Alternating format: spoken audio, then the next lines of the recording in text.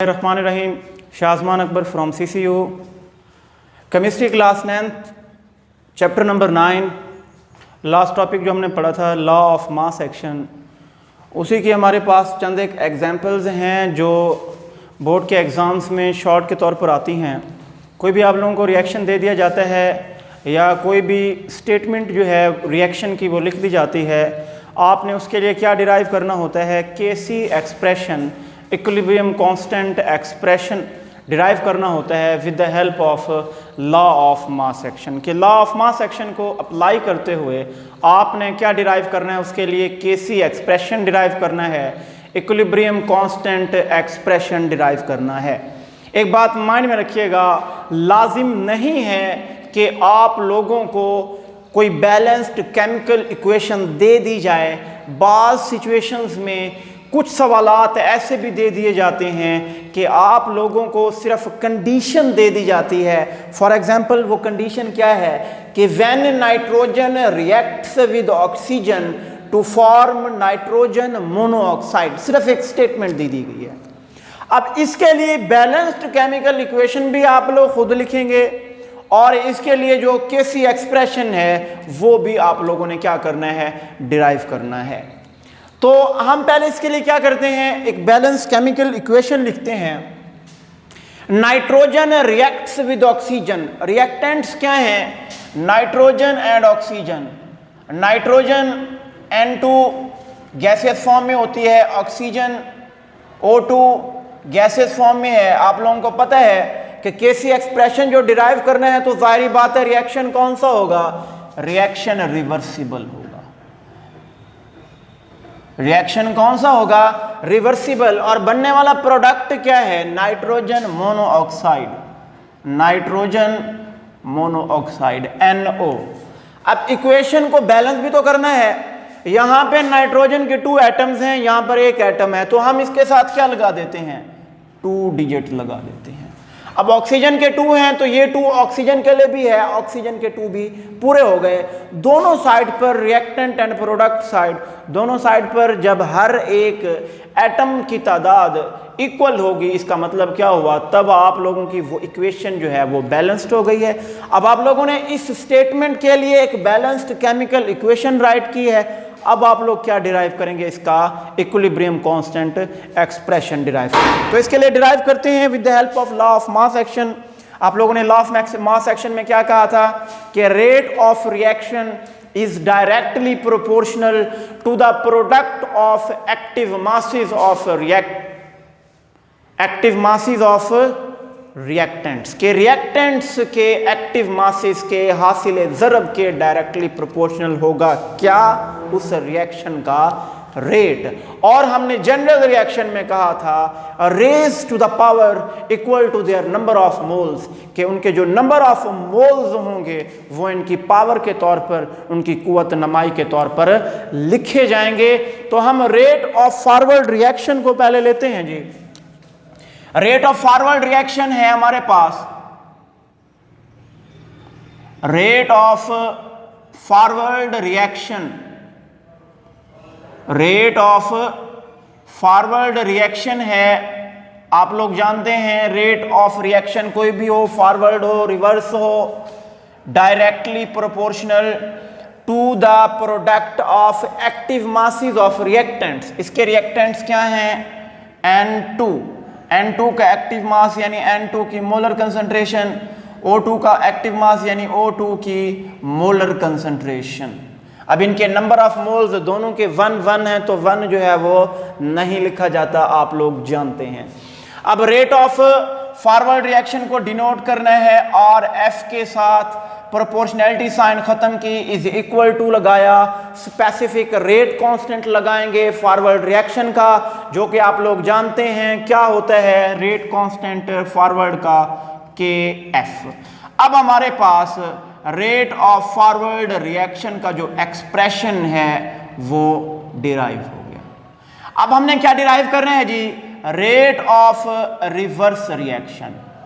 Rate of reverse reaction को हमने derive करना है। रेट ऑफ रिवर्स रिएक्शन किसके डायरेक्टली प्रोपोर्शनल होगा जी, product of active masses of products, इन प्रोडक्ट्स के एक्टिव मासेस के हासिल ज़रब के बराबर होगा। यहाँ पर बनने वाला प्रोडक्ट एक है तो हम क्या लिखेंगे, वही एक लिख देंगे, directly proportional to the molar concentration of nitrogen monoxide raised to the power equal to their number of moles, के नंबर ऑफ मोल्स जो कि कितने हैं, 2 हैं, किस चीज़ के तौर पर लिखे जाएंगे, पावर के तौर पर। बात क्लियर हो गई। लॉ ऑफ मास एक्शन यही हमें बताता है। अब रेट ऑफ रिवर्स रिएक्शन को हमने क्या करना है जी, डिनोट करते हैं आर के साथ, प्रोपोर्शनैलिटी साइन को खत्म करेंगे, इज इक्वल टू लगाया और रेट कांस्टेंट जो रिवर्स रिएक्शन का था के आर, और हमारे पास अब क्या हो गया, रिवर्स रिएक्शन का एक्सप्रेशन लिया, rate of forward rate of reverse reaction के एक्सप्रेशंस डिराइव हो गए। केसी एक्सप्रेशन जो कि इक्विलिब्रियम पर है, यहां पर इक्विलिब्रियम की कंडीशन अप्लाई करेंगे तो इक्विलिब्रियम स्टेट पर क्या होता है, एट इक्विलिब्रियम स्टेट आप लोग जानते हैं कि इक्विलिब्रियम कौन सी कंडीशन होती है कि when the rate of forward reaction becomes equal to the rate of reverse reaction but take place in opposite direction, दोनों के रेट इक्वल लेकिन अपोजिट डायरेक्शन में हो, तो यहां पर रेट ऑफ फॉरवर्ड रिएक्शन को इक्वल करेंगे रेट ऑफ रिवर्स रिएक्शन के। हाँ जी, rate of forward reaction expression लिखते हैं जी, के एफ N2 की मोलर कंसंट्रेशन, O2 की मोलर कंसंट्रेशन। हाँ जी, रेट ऑफ रिवर्स रिएक्शन क्या है हमारे पास, के आर NO की मोलर कंसंट्रेशन का स्केयर। आप लोग जानते हैं हमने क्या करना है, कांस्टेंट्स को एक साइड पर और वेरिएबल्स को दूसरी साइड पर। लेफ्ट हैंड साइड पर हम कांस्टेंट्स लिखने लगे हैं, के एफ इधर मल्टीप्लाई हो रहा है, के आर इधर आकर क्या हो जाएगा, डिवाइड हो जाएगा। अब यहां पर लेफ्ट हैंड साइड पर, सॉरी राइट हैंड साइड पर क्या लिखनी है, वेरिएबल्स, NO की मोलर कंसंट्रेशन का स्केयर डिवाइडेड बाय मल्टीप्लाई हो रहे हैं, यहां पर आकर क्या हो जाएंगे, डिवाइड, N2 की मोलर कंसंट्रेशन एंड O2 की मोलर कंसंट्रेशन का प्रोडक्ट। आप लोग जानते हैं कि जो हमारे पास Kc है is a ratio between forward and reverse specific rate constants, के रेट कांस्टेंट्स के दरमियान जो रेशो है वो इक्विलिब्रियम कांस्टेंट है, और Kf ओवर Kr किसके इक्वल है जी, Kc के इक्वल है।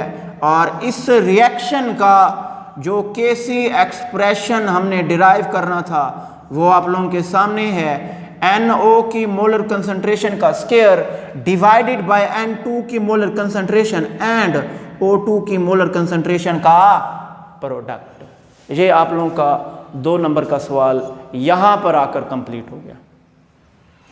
अब हमारे पास सेम ऐसे ही एक दूसरा रिएक्शन है, उसकी स्टेटमेंट दे दी गई है, when nitrogen reacts with hydrogen to form ammonia, when nitrogen reacts with hydrogen. अब इस रिएक्शन में रिएक्टेंट्स कौन कौन से हैं, नाइट्रोजन प्लस हाइड्रोजन।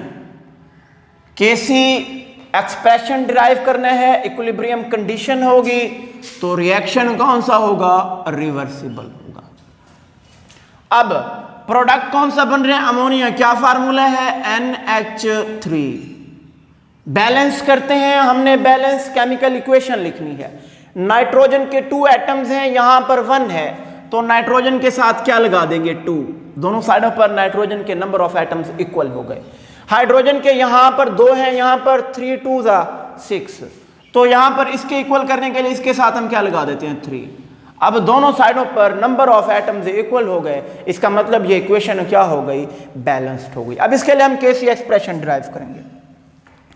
हाँ जी, पहले हमने क्या करना है, rate of forward reaction, rate of forward reaction. आप लोग जानते हैं according to the law of mass action, rate of reaction is directly proportional to the product of active masses of reactants, to the product of active masses of reactants raise to the power equal to their number of moles. अब यहां पर number of moles hydrogen के कितने हैं, 3 हैं, तो ये इसकी पावर के तौर पर।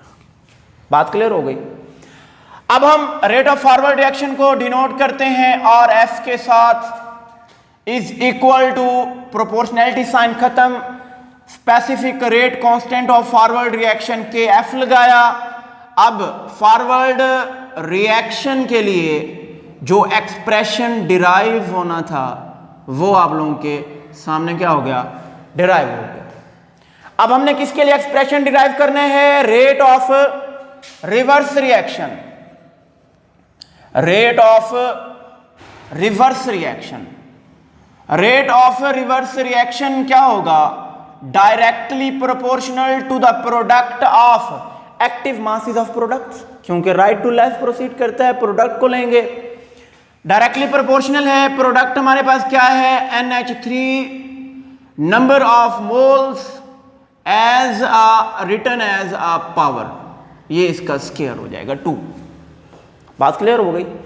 अब रेट ऑफ रिवर्स रिएक्शन को किस चीज से डिनोट करते हैं, और आर के साथ प्रोपोर्शनैलिटी साइन खत्म, specific rate constant of reverse reaction के आर लगाया, NH3 का स्क्वायर। ये हमारे पास एक्सप्रेशन डिराइव हो गया किस चीज का, रिवर्स रिएक्शन का। इक्विलिब्रियम स्टेट अप्लाई करनी है जैसे यहां पर अप्लाई की थी। At equilibrium state, at equilibrium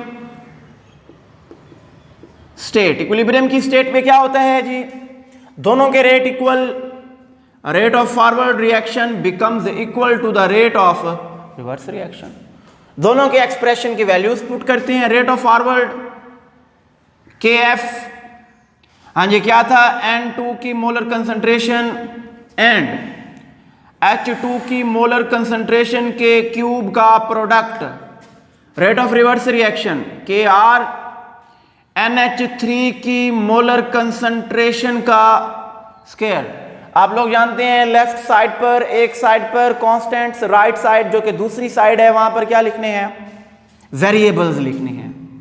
क्या हो जाएगा, KF over KR is equal to NH3 की मोलर कंसंट्रेशन का स्क्वायर डिवाइडेड बाय N2 की मोलर कंसंट्रेशन एंड H2 की मोलर कंसंट्रेशन के क्यूब का प्रोडक्ट। बात क्लियर हो गई यहां तक। अब इन दोनों के दरमियान जो रेशियो है किसके इक्वल है, KC के इक्वल है, जो कि KC जो कि रिक्वायर्ड KC एक्सप्रेशन है, इक्विलिब्रियम कांस्टेंट एक्सप्रेशन है। क्या होगा, NH3 का मोलर कंसंट्रेशन का स्क्वायर डिवाइडेड बाय N2 की मोलर कंसंट्रेशन एंड H2 की मोलर कंसंट्रेशन का क्यूब। एक बात माइंड में रखनी है कि जब भी आप लोग इक्विलिब्रियम कांस्टेंट एक्सप्रेशन डिराइव करते हैं किसी भी रिएक्शन का, हमेशा जो नंबरेटर होगा, जो ऊपर वाला अदद होगा फ्रैक्शन के जो अबव होगा, जिसे न्यूमरेटर कहते हैं, वो आप लोगों के पास क्या होगा, उस रिएक्शन का प्रोडक्ट होगा। वो उस रिएक्शन का क्या होगा, प्रोडक्ट होगा। यहां पर देखते हैं तो यहां पर भी क्या है, ऊपर प्रोडक्ट है। कोई भी रिएक्शन हो, हमेशा जो उसका न्यूमरेटर होगा, जो फ्रैक्शन के ऊपर वाला अदद होगा, जो फ्रैक्शन के ऊपर वाली मोलर कंसंट्रेशंस होंगी, जो हमारे पास वो क्या होंगी, प्रोडक्ट्स होंगी, और जो कि डिनोमिनेटर होंगी वो हमारे पास क्या होंगी, रिएक्टेंट्स। आप लोग दोनों रिएक्शन में देख सकते हैं, ऊपर वाले जो आदाद हैं वो प्रोडक्ट्स हैं, नीचे वाले जो कि मोलर कंसंट्रेशंस हैं वो रिएक्टेंट्स हैं। ये आप लोगों का आज का सवाल यहाँ तक क्लियर हुआ। कोई भी रिएक्शन आप लोगों को दे सकता है, किसी किस्म का रिएक्शन भी दे सकता है, तो आप लोगों ने with the help of law of mass action उसके लिए KC एक्सप्रेशन डिराइव करना है। और एक और बात बताता चलूँ कि आप लोग ये examples law of mass action का जब लॉन्ग सवाल लिखने लगें तो आप लोग उसमें भी मिनिमम एक एग्जाम्पल जो है पुट कर दीजिएगा, उसके लिए KC एक्सप्रेशन जो है वो डिराइव कर दीजिएगा। यहाँ पर हमारा law of mass action complete होता है। इसे अच्छे तरीके से प्रिपेयर करना है। इंशाअल्लाह ताला अगले लेक्चर में हम किस टॉपिक के साथ, इक्विलिब्रियम कांस्टेंट वाले टॉपिक के साथ आप लोगों के सामने हाजिर होंगे। Wish you best of luck. अल्लाह हाफिज़।